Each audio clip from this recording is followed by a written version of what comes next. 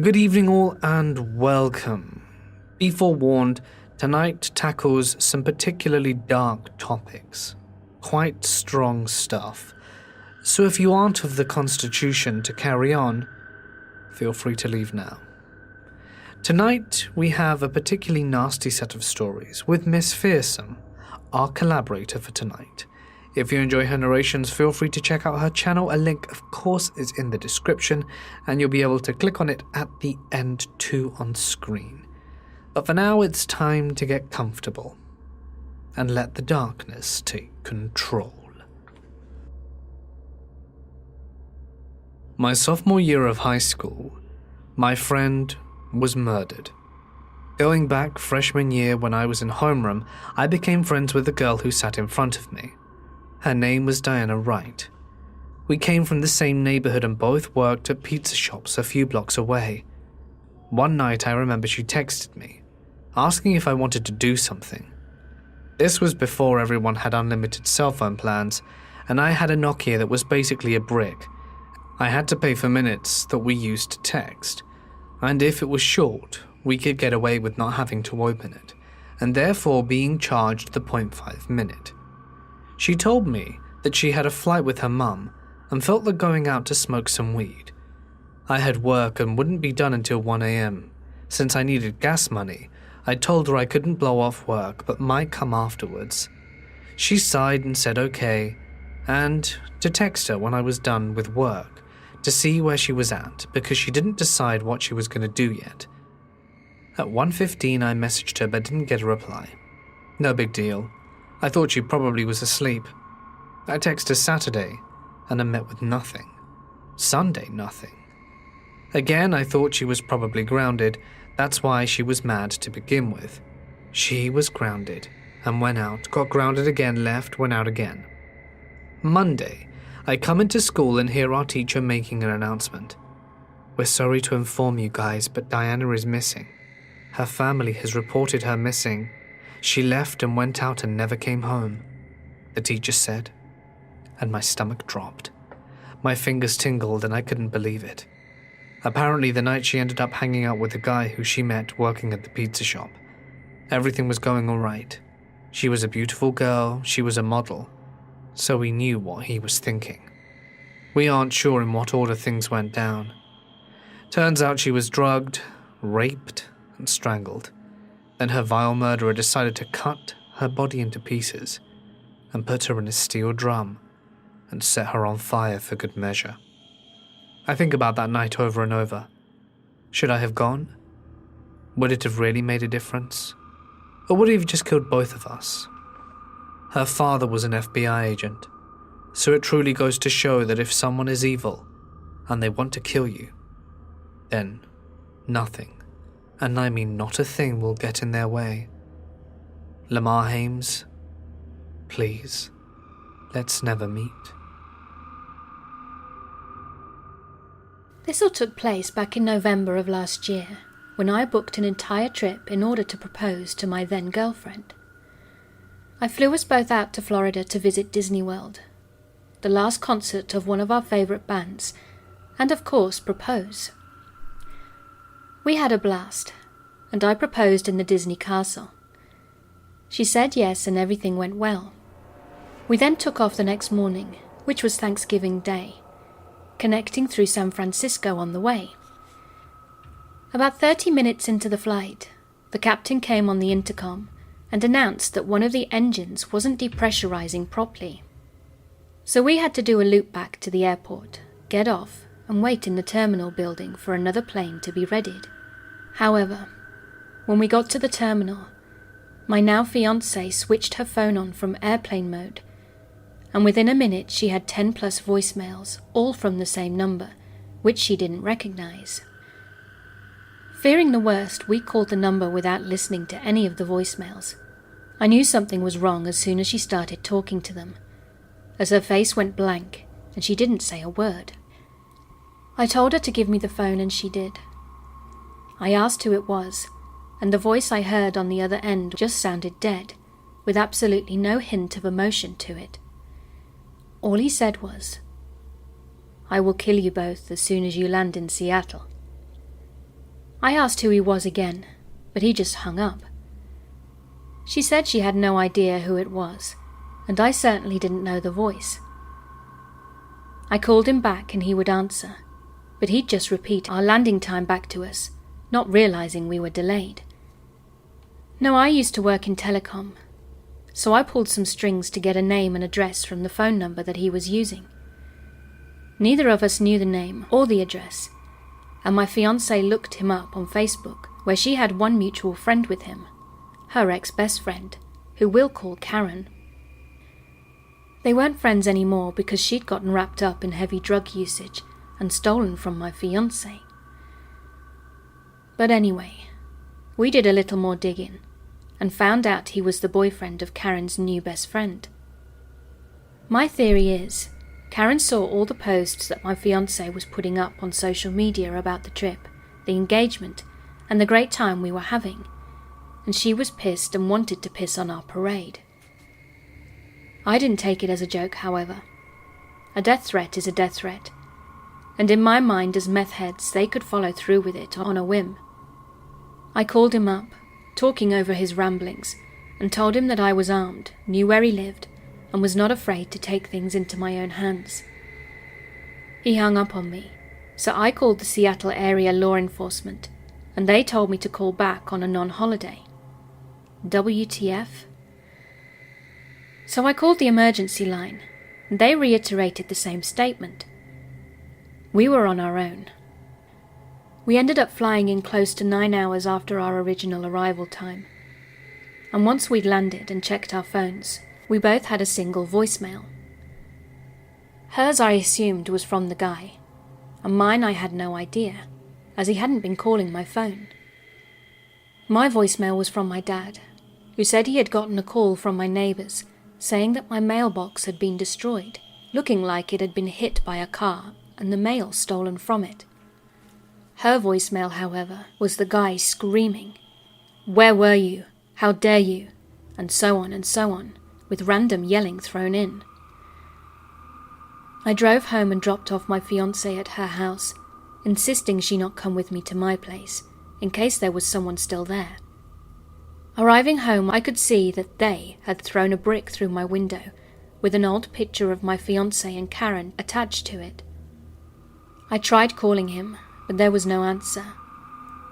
I went to bed after covering up the window with a tarp and making sure my fiancé was okay. I then filed a police report the next day, and they said I couldn't do anything without having actually seen them on my property.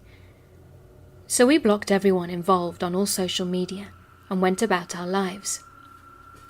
I then didn't hear from him for 3 weeks, when he sent me a picture of my fiancée working. I immediately called her and told her to go into the back room of her work, which was a bubble tea shop. Then I called mail security and explained the situation. But by the time they'd gotten to the food court, where the picture was taken from, he was gone. At this point I was done messing around. I knew his address, and swung by and dropped off a note attached to a critical defense .40 bullet which read, "This is your last chance to leave her alone. This is your only warning. It's been almost 9 months now, and we haven't heard a word or seen them again. But for both of our sakes, I sincerely hope not to meet you, Tyler." So there was this guy I found in a chat room when I was 12. This guy's name was Mike. I don't remember the last name. He lived in California. Mike apparently had a thing for younger girls, and was well aware of how old I was. Mike claimed he was only in his 20s, and since it was Yahoo, there was an icon indicating I had a webcam. Mike wanted me to send him dirty pictures of myself in return for pics of himself, and asked for my number. Being that I was 12 and wanted attention from guys, I didn't think anything of it at the time. Then things started to get even weirder. He would send me pics, never of his face. Mike told me he was willing to get a job down there, move, and pretend to be my mother's boyfriend. He revealed that he was actually not 20, but between 36 and 40. This was over the phone, I told him this was too much, and so he began to ask me to do things to myself over the phone. I was afraid he possibly knew where I lived and was scared to tell my mum what I had gotten myself into. Then something happened that ended Mike's perverted calls. Being as this happened 20 years ago, there was still dial-up, and while I had a phone in my room, there was a phone still in the living room and my mother's room.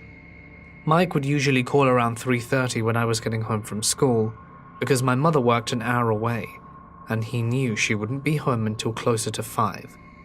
Well, he called, and I answered, and my mum ended up coming home early and needed to use the phone. I didn't tell her I was already on it. She picked up the phone and heard the things he was saying to me. All she said was, "Excuse me, who is this? You do realize the girl you're talking to is 12? He hung up immediately and never called back. Mike, I hope no one else has had to deal with your sick behind, and that we never meet. This happened years ago, when I decided to go online and start looking for new friends. I didn't think much of it. I figured it was harmless. I could find people around the country to chat with, learn about some other cultures and all that kind of stuff. I wouldn't give out personal information about myself. No phone numbers, addresses, any of that. I wasn't stupid. I made a simple profile, stated what kind of friends I was interested in making, just basic stuff like that. And after about a month, I received a message from a man. I don't remember it word for word, but it basically said, "Hi, I found your profile and I'm super interested in being friends." He then stated that he lived in the same state as me. Though I know maybe it was rude to be snobby about someone in my state contacting me, I did politely say on my profile that I was trying to make some pen pals outside of the US. I responded politely though, and I replied to a few of his messages for a while. I found out that he lived in the same city as me. "I see you like anime. I love anime. I also see you've been to Japan. I've been to Japan too. Do you go to anime conventions? Maybe we could go together to the next convention that comes to town." I felt a little uncomfortable with this. I put right on my page that I have no intention to meet up with anyone, just have an online pen pal. So I politely told him that, but he didn't like it. I just thought we could be friends, since we have similar interests. I again politely told him that I wasn't interested in meeting anyone in person from the website. He pretended to be fine with it and went right back to rambling about his interests. I logged out of the website for a few days and just focused on my personal life, going to work and doing schoolwork, and taking care of my disabled father. When one day I woke up to notifications on multiple of my instant messenger apps, all stating basically the same thing. "Hey, it's John from the Penpal website." He'd messaged me on like 4 of my chat apps, which I did not give him. How did he find them? I was really annoyed, so as politely as I could, I messaged him on the Penpal website. "Hey, so I don't know how you found my IDs for my chat apps, but that was kinda over the line. That wasn't really appropriate. Not one app, but you messaged me on like 4. I'm sorry, but I really wanted to talk to you, and you haven't been on the website for a few days. That doesn't make it okay.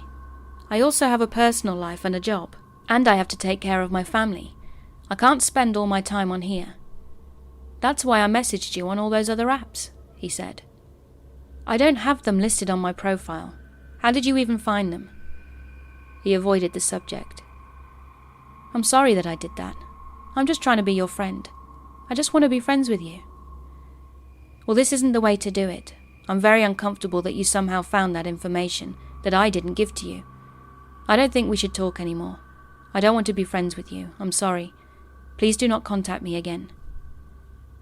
I immediately blocked him on all of those apps and on the Penpal website. For a few months everything was fine, when suddenly I got a message on one of the apps, and the user wasn't in my friends list. The message was as follows: "You stupid, fat, ugly bitch. No one will ever love you. You'll never find a man to love you. You're so fat and ugly. Why don't you just kill yourself, bitch? Do the world a favor." I rolled my eyes and blocked the account. Throughout the course of a year, every few months, across my multiple social media platforms, I was being harassed. I had completely forgotten about the man, until I received a message on the pen pal website. The account didn't have a name or photos, it was just a random username. The message I received was the same nonsense as before, calling me fat and ugly, saying I'm a bitch, and telling me I should die. Once I got the message on that website, I knew it had to be him. I'd had no other issues with anyone else. I replied, saying that guy's name, telling him I knew it was him, and that his behaviour is really sad and pathetic. I just wanted to be your friend, you bitch. Watch your back. Then the account blocked me. For a few more months, nothing really happened. I got 1 or 2 messages from fake accounts again, but I had grown used to it and just immediately blocked them. Then one day I received a Facebook message from a police officer. He was contacting me about a profile I'd apparently made on a website called Ashley Madison. It was used for people to have affairs, hookups, etc.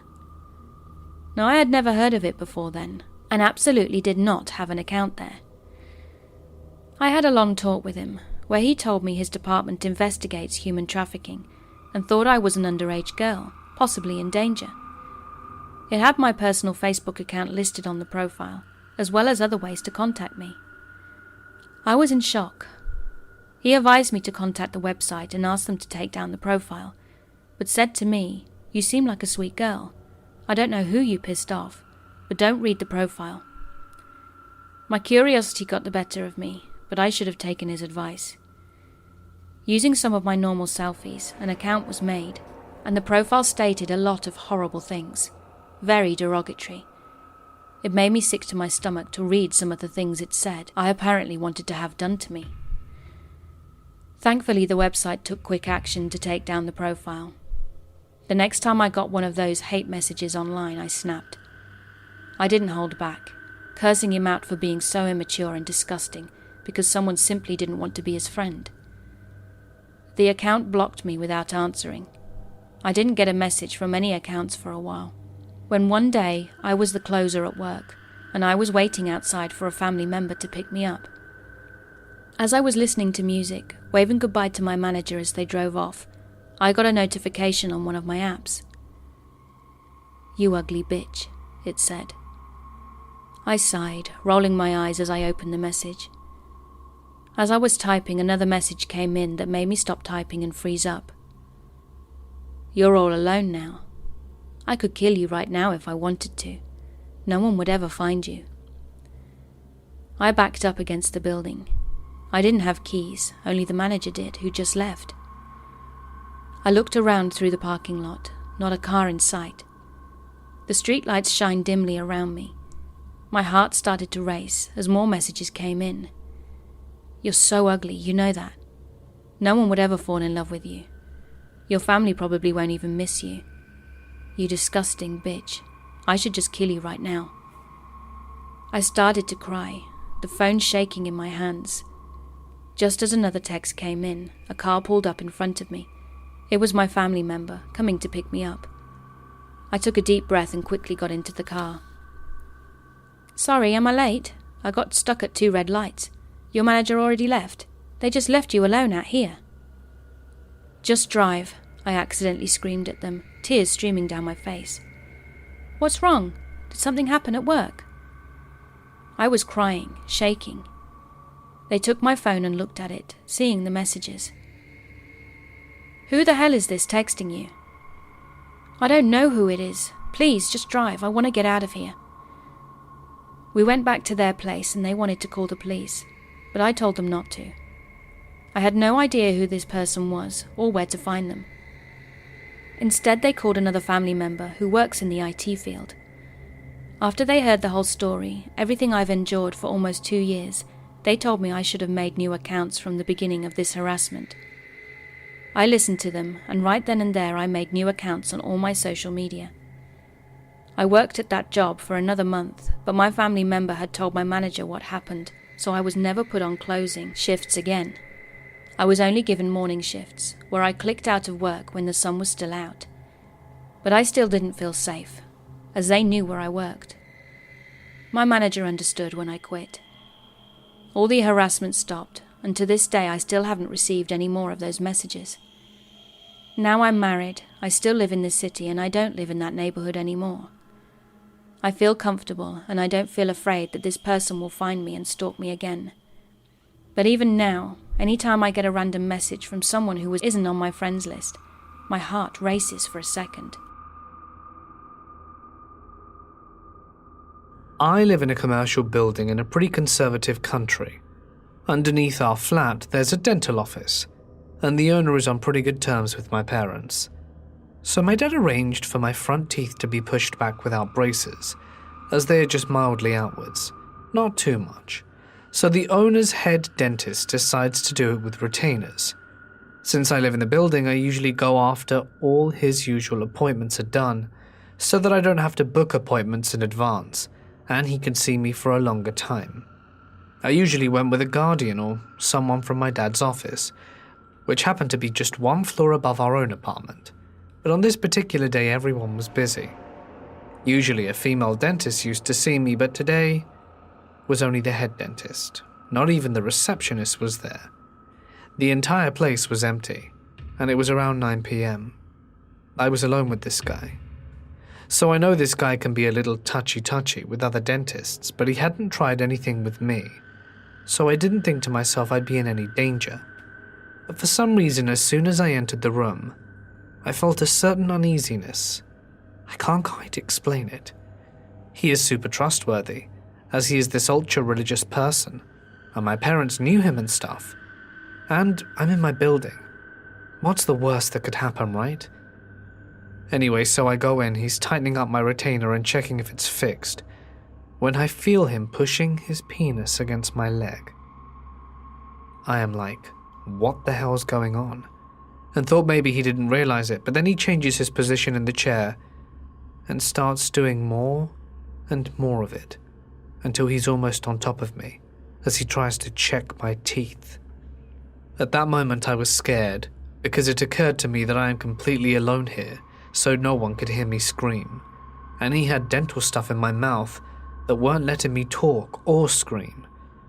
The entire time I was just trying to move away from the position, but he wasn't letting me, and then finally when he goes away, I just said goodbye and left.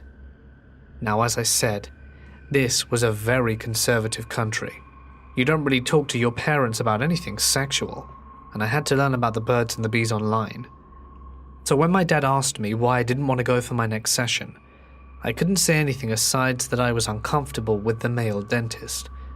I think he understood what I meant, so he never sent me down there again, and I still have outward teeth because I'm traumatized and creeped the hell out. I'm 22 now, so this has been done with for 10 years.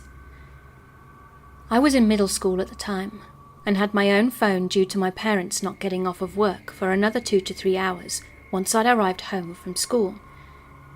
I was at my aunt's one Saturday night, and got an explicit text from an unknown number. I told my aunt and she texted the number back, writing that I was an underage child and to stop sending messages. No more messages came through that night, and the next day I was at Sunday dinner with my mother, stepfather at the time. He has now adopted me when my daughter was born, and my grandparents. My grandpa was chief of police at the time, and I got another image from the unknown number. I told my grandpa and parents immediately about the pictures, and that the text would read things like, "Go let your dogs out so I can see you," or "Have a good day and ride on the bus." And the text would be at times when I was walking to the bus stop. All my family said was to not text back and he would stop, so I did. Now at my middle school, we had 3 different sections that each grade would sit in until our classes started. The 3 grades, 6th, 7th and 8th, were split up. One in the cafeteria, one in the basketball gymnasium, and one in the auditorium. Monday morning came, and I was sitting with my childhood best friend, and my phone wouldn't stop going off. I mean, this person was sending so many messages, he'd completely broken my phone, to the point where I couldn't even turn the ringer off. I finally asked my friend to go with me to speak to the officer who worked at our school, and I was completely terrified my mother was going to whoop my ass because I was going to the SRO about it. But I knew if I didn't, I would get in trouble for my phone chiming out due to the thousands of pictures coming through. The SRO brought me and my friend into the conference room and began to ask what was going on. I still remember the picture exactly. It was a man sitting in the bathtub, with the camera facing the faucet, showing a blurry image of his face. The SRO asked my friend to leave, but I requested she stayed, and he asked if I had ever sent explicit pictures back. The answer was no. I was an awkward 12-year-old going through the most horrifying emo stage ever. He called my mother and she said they could take the phone for investigation, and I remember his exact words were, when trying to just get one text message to open without any more coming through, he said, "Good Lord, this man is just embarrassing himself." They ended up finding the guy's phone in a trash can at the man's house. He had 2 daughters, one 12 and another 6, and he told his neighbor he was throwing the phone away because his 12-year-old daughter was getting harassed by a man over text messages.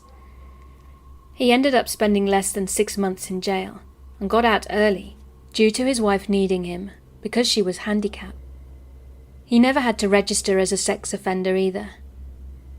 I remember after he'd gotten arrested that in the news report it said he'd sent me over 3,000 messages from Saturday night to Monday afternoon when the cops finally took the phone. So to the man who made my middle school year a living hell, let's never meet. I've always had my demons, just like anyone else. And just like everyone else, I've had to find ways to cope with my problems. Some people work out, some people get counseling. Some people narrate scary stories on YouTube. My crutch was alcohol. I would get so plastered that I would wake up in random places and not know how I got there. I ended up in the drunk tank more than once and had my license suspended, but I guess that's not relevant. Basically, I had a lot of problems with alcohol. I was at another party getting plastered drunk as usual, and had been talking to this girl for a few hours. Well, more like making out and drinking with this girl for a few hours. She was around my age, in her early 20s, skinny, and had dark circles around her eyes. It looked like she hadn't slept in weeks, but my drunk self thought she was the hottest girl I'd ever seen. The party had died down. Everyone was starting to leave. So the girls said, "If you want to keep going, I know a good place to get wrecked." She might as well have said I'd won $1 million, and I agreed, and we left.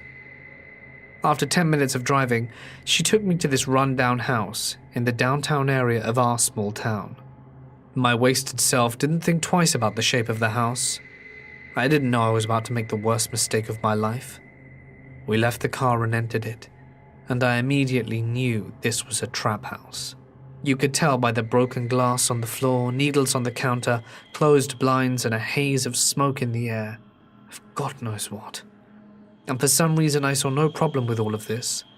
My goal of the night was to get blackout drunk. So the girl I was with walked to the fridge and grabbed 2 coolers, a twisted tea, and we shotgunned them, getting cheap liquor everywhere. At this point, I was really hammered, and told her I needed to sit down. She led me over to the couch, and we started making out. A little way through it, she asked me if I'd ever tried coke. I had, and she asked if I wanted to try some.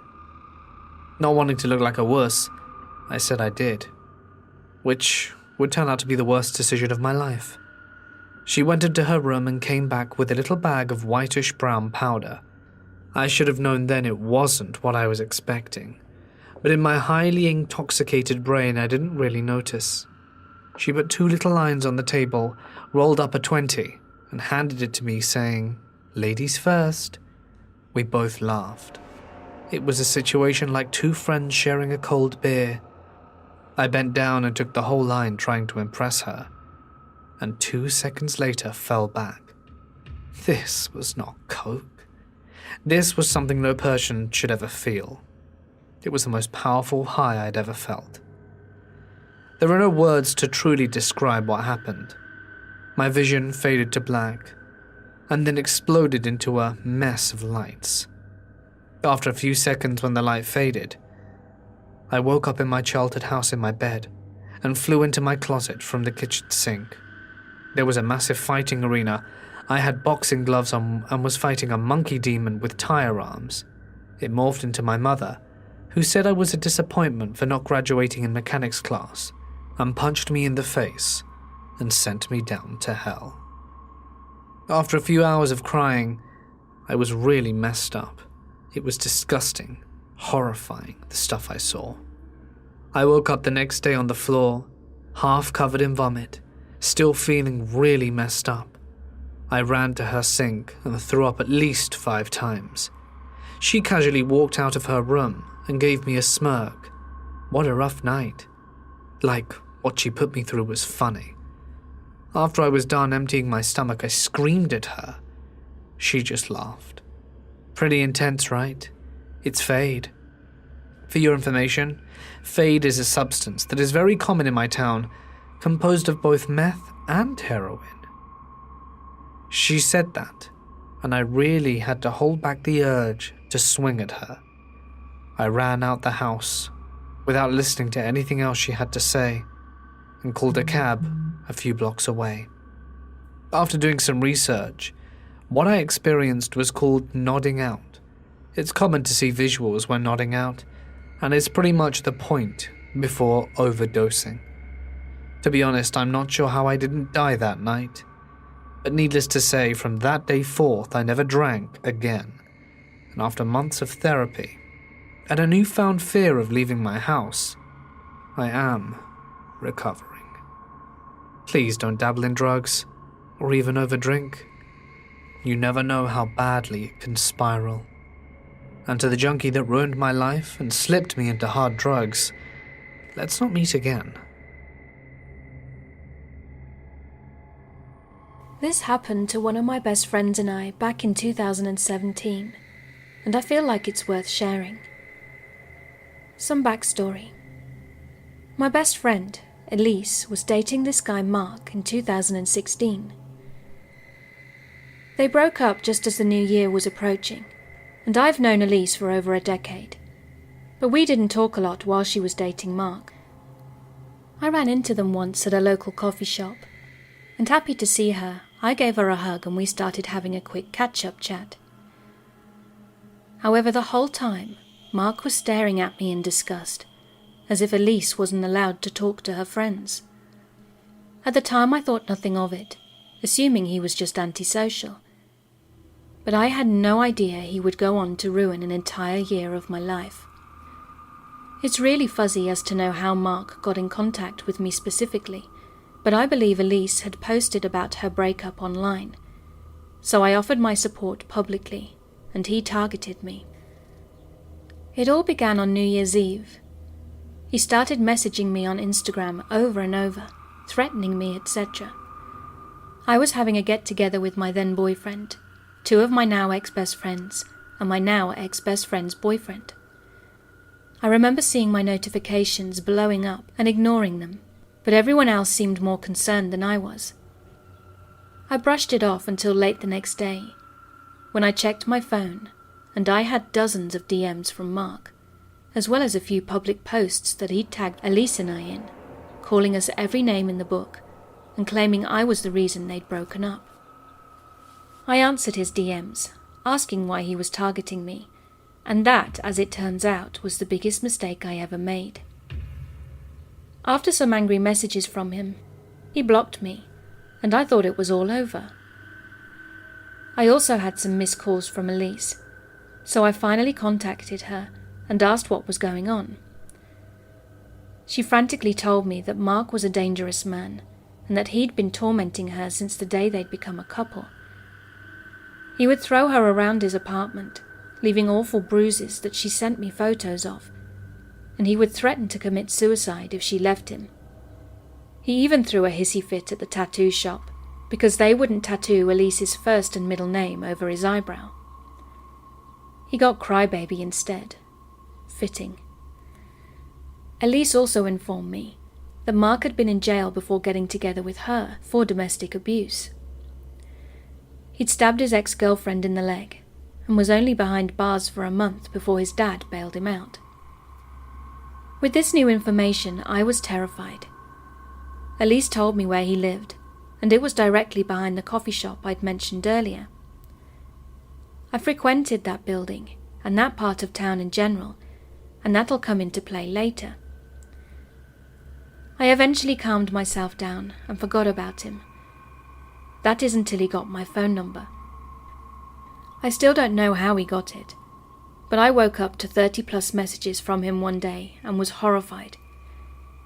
His messages included threats to kill himself if I didn't help him and Elise get back together, threats to kill me, cries for help, then him blocking my number and then unblocking it just to start the cycle all over again. I, being very naive and not wanting to be held responsible if he actually did kill himself, didn't block him. I asked him to leave me alone, and if he wanted a number to a hotline where he could get some help, but he just pretended to calm down for a bit. I gave him the number after many messages from him saying how much he missed Elise, but at the same time he also wanted to kill her. I told her about it immediately and pushed her to go to the police, but she didn't. He'd conditioned her to believe that she would get in trouble if she reported him. This went on for months. I usually didn't respond, and when I did, he seemed to chill out for a bit. Fast forward to a particular night where Elise and I were hanging out at my house. We were chatting away when my phone started to light up. I ignored it and kept talking because I didn't want to be rude, and Elise peeked at my phone and said, "It's Mark, look." And sure enough, Mark was bombing my phone with threats to slit his own throat because he knew Elise was at my house. He called us both the C-word and claimed it would be our fault if he died that night. I didn't answer, but what came next is something that still haunts me to this day. He sent a video. Being curious, I opened it, with Elise watching over my shoulder. The video was of Mark's arm with a huge gash going down the middle. He was fake crying in the background and saying, "You made me do this. I hate you both." And he clenched his fist over and over again to make more blood gush out. Elise and I were so in shock that we watched the entire 50-second clip, despite how disturbing it was. I immediately called our local police station, and Elise gave them his address. Then an officer came to my house to view the video and take down some notes. While we waited for the police to arrive, Mark had posted the gruesome video to his Instagram and had unblocked Elise and I just to tag us in it, claiming we'd told him to do it. Being a conventionally attractive guy with an e-boy aesthetic, the girls that swooned over him commented some pretty harsh things about us and kissed his ass like crazy. He was admitted to the hospital that night, and I wish they'd kept him in as the harassment continued the second he got out. Time travelling a little more now to a few months later, and Mark hadn't let up, and Elise and I were still very close. We had another friend, Kayla, visiting from across the country, and she had also had a run-in online with Mark and hated him. But she wasn't afraid of him. She was always carrying more than one weapon, some pepper spray, and she knew how to fight. So she suggested we go take a walk in the part of town that he lived in. She wanted to visit that coffee shop, to see some of the small businesses, and then grab dinner at a pizzeria. Elise and I reluctantly agreed. We parked in front of the coffee shop, grabbed some drinks and started walking down the road. Within about 5 minutes, Mark drove by on his motorcycle as Elise and Kayla were immersed in conversation and I trailed behind. I looked up and made eye contact with Mark and Elise, and Kayla noticed him as he was speeding off. Kayla assured us he wouldn't get anywhere near us with her around, so we kept on walking. Mark began circling the block that we were walking on with his bike, and as we crossed to the next block, he switched to that block and circled it too. On the third block was the pizza place. Their walls are all glass, all see-through of course, so we went in and were seated in the corner right next to the glass. We sat there for about an hour and a half, eating, talking and sipping on soda, with Mark circling the restaurant the entire time. We did our best to ignore him, and once we were finished and got up to leave, Mark sped off and we didn't see him again that evening. Some time passed, and Mark began riding by Elise's house every night. Within a week, he'd started doing the same to me. I told my parents and my stepfather, who kept a close eye on our street, and my mum always made sure our doors and windows were locked and the shades were shut, etc., before going to bed.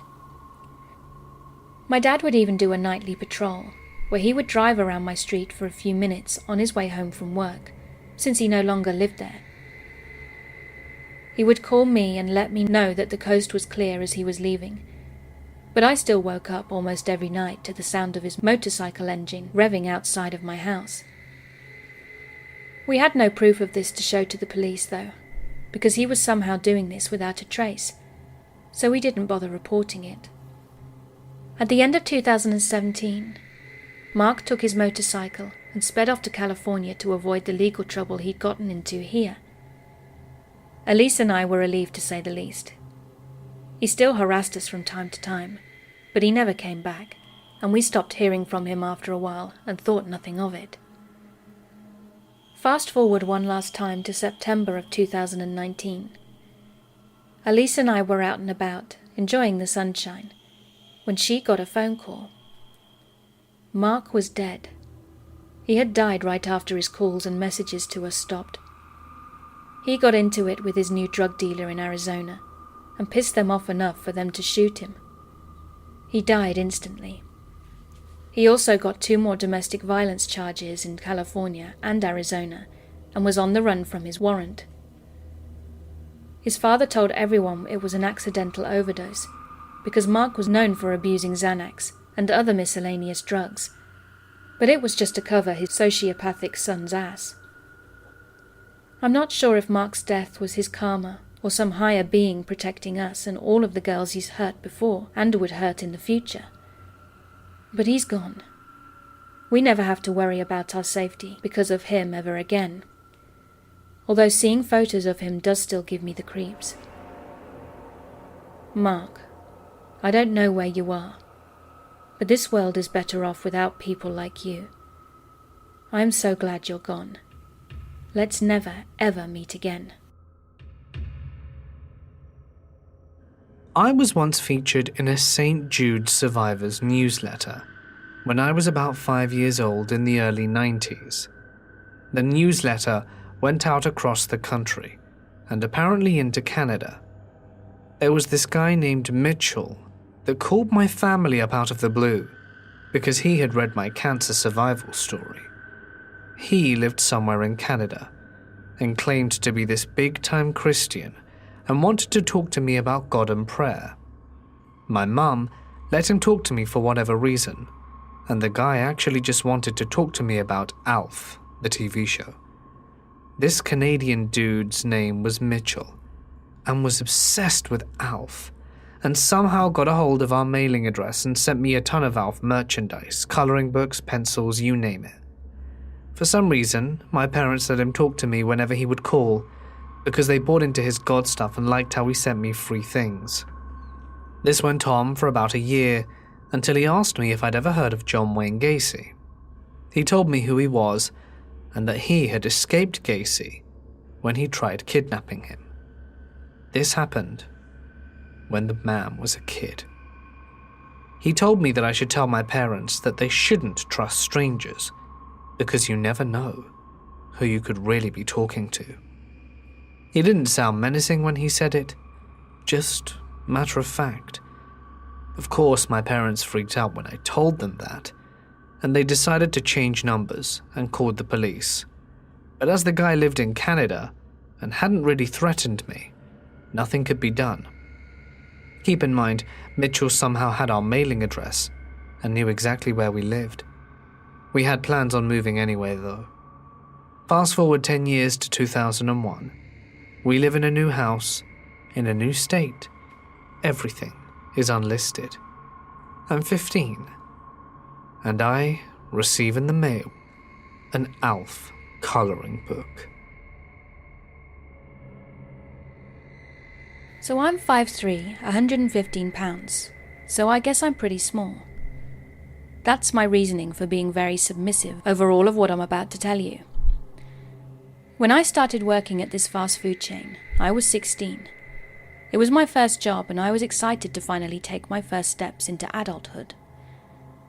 There was this co-worker of mine that was training me, and for privacy purposes, I'm going to call him Frank. Now Frank at first glance looks young, 19, 21 at the most. We got along and nothing wasn't too bad or alarming. Light conversations about anime and such. I remember things started to change slightly when he was talking about a video game character, and none of our co-workers knew who it was. When I saw the green hat character, I said, "Oh, that's Link. How cute. I used to watch my brother play Legend of Zelda 4 Swords." He looked at me and said, "Marry me." I laughed it off and continued on with my day. For the rest of my shift, he would hover over me, asking me personal questions like my age, favourite things, etc. Now, being the open, friendly person I was, I answered happily. I told him how I loved butterflies and that I was 16. I'm 17 now and have had several jobs since, but when an older man asks for your age as a minor, it's never a good sign. Moving on to December, I've been at this chain for a month now. My manager asked me if I wanted to come to their company's Secret Santa party, and I agreed. When the day came, I arrived with my now ex-best friend. And Frank arrives on the phone acting busy, but I thought nothing of it. During the whole party, he was on the phone. I was getting food when he tapped my shoulder, still on the phone, and handed me a beautiful butterfly necklace. I didn't know what to say besides thanking him, thinking he was my Secret Santa. Then later, my other co-worker comes up to me, handing me a card to Starbucks and a plush. I asked why, and she said she was my Secret Santa. I thought it must have been a mistake and went on with my night, listening to my old best friend tell me how I should date Frank, which in my mind was never on the table. January rolls around, and it was Frank's birthday. We were just working, until I heard one of my girl co-workers, who was into him at the time, wish him a happy birthday. Now, being that person, I wished him a happy birthday too, while my other co-worker asks how old he's turning. He said 27. And just to note, that every shift I worked with him, he would take several photos of me before and after my shift, commenting on my hair, my skin and my eyes.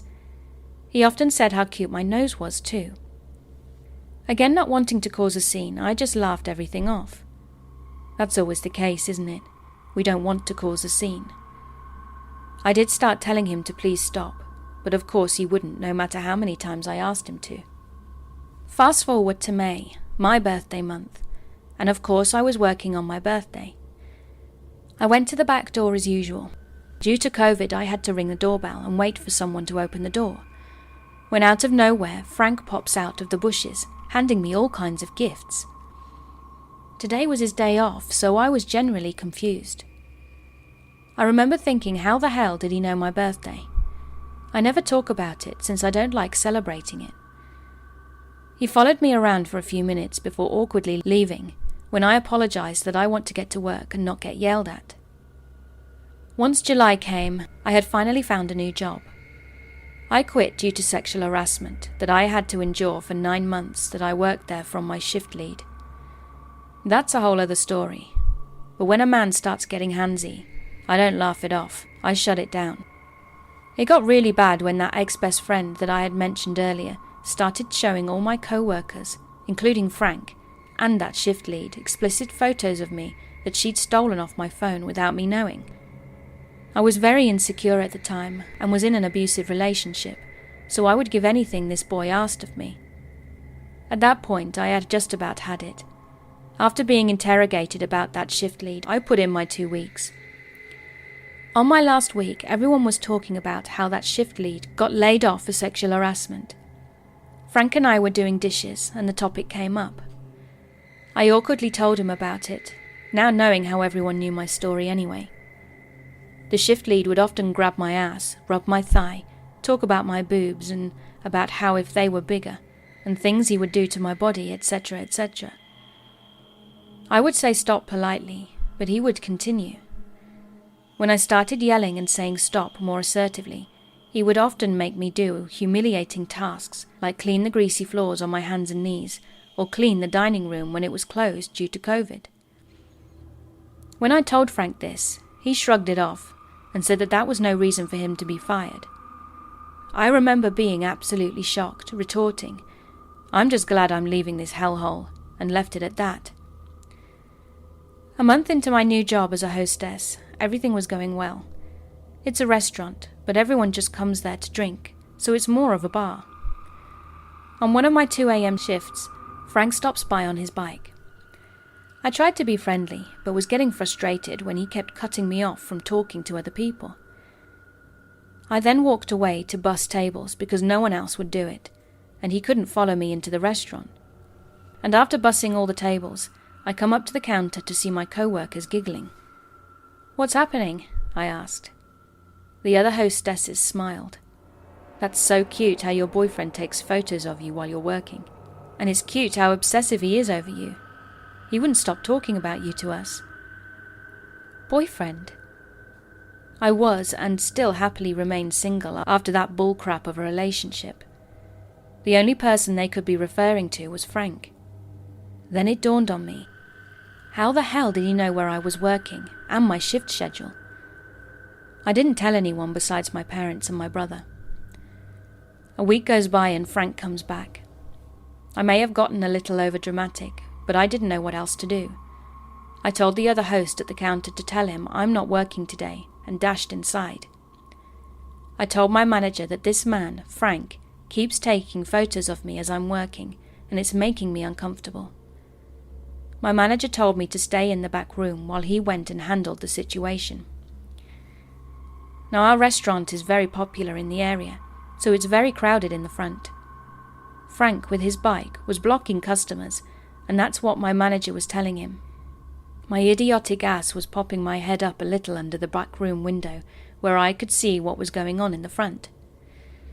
I freaked out a little when I saw Frank get aggressive with my manager. He began thrashing when my manager tried to lead him out to the front. Suddenly, Frank throws his bike and tries heading into the building.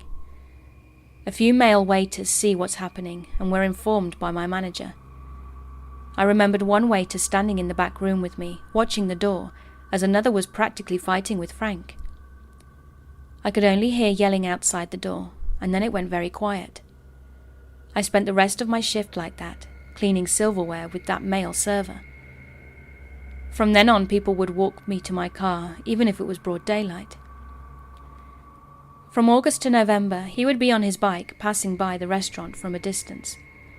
He would just be watching and taking photos for 10 to 20 minutes before leaving.